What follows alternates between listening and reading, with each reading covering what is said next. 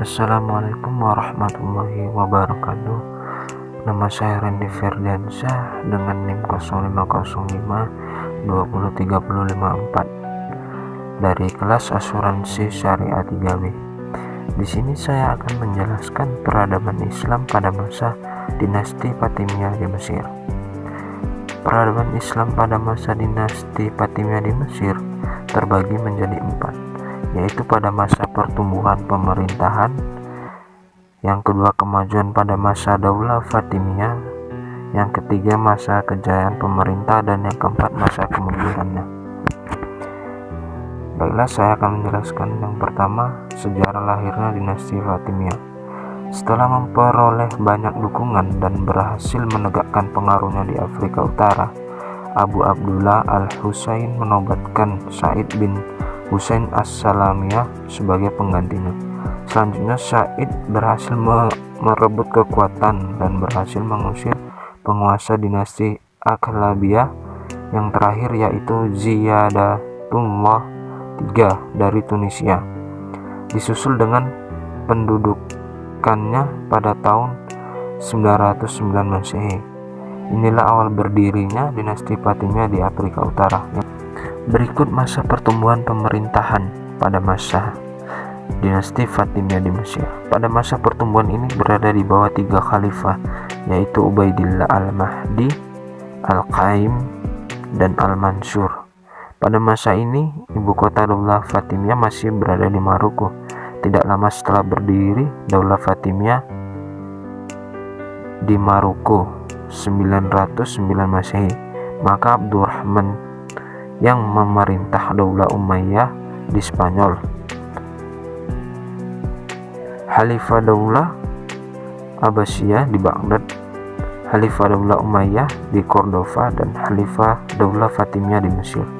Satu sama lainnya tidak saling berhubungan di bidang politik, tetapi berhubungan di bidang ilmu pengetahuan.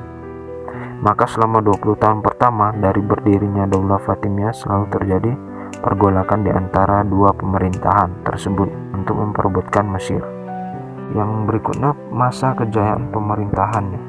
Pada masa kejayaan ini berada di bawah 3 khalifah, yaitu Al-Mu'izlidnillah, Al-Ajizbillah, dan Al-Hakim Biamrillah. Daulah Fatimiyah menjadi daulah ketiga dalam Islam setelah Daulah Abbasiyah dan Daulah Umayyah Cordova yang berhasil memajukan peradaban Islam pada periode klasik. Berikutnya pada masa kejayaan pemerintahnya. Yang pertama oleh Khalifah Al-Mu'izlidnillah. Khalifah Al-Mu'izlidnillah termasuk salah seorang khalifah Daulah Fatimiyah yang mengagumkan.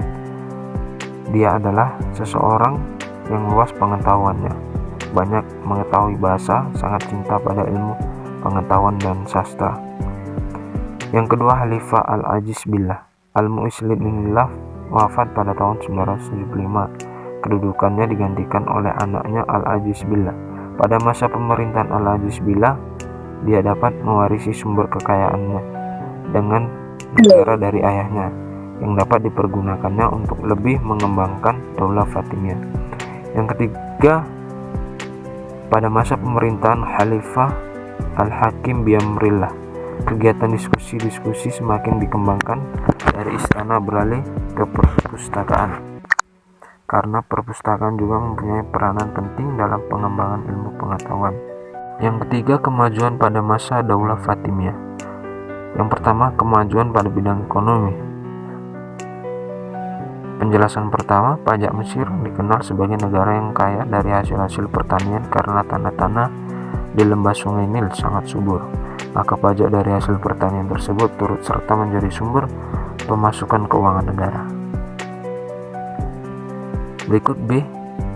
Al-Zawali Jizyah. Adapun yang dimaksud dengan Al-Zawali atau Jizyah adalah pungutan yang diwajibkan kepada orang-orang kafir zimmi yang tinggal di wilayah Islam yang merdeka lagi balik, tetapi tidak diwajibkan pada wanita dan anak-anak kecil.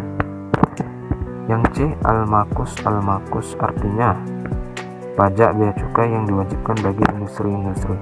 Terdapat 2 cara yang diterapkan dalam bea cukai ini, Pertama, bea cukai yang dipungut dari barang-barang luar negeri yang datang ke kota-kota yang terdapat di Mesir, seperti Iskandaria, Tunisia, Fustah, dan lain-lainnya.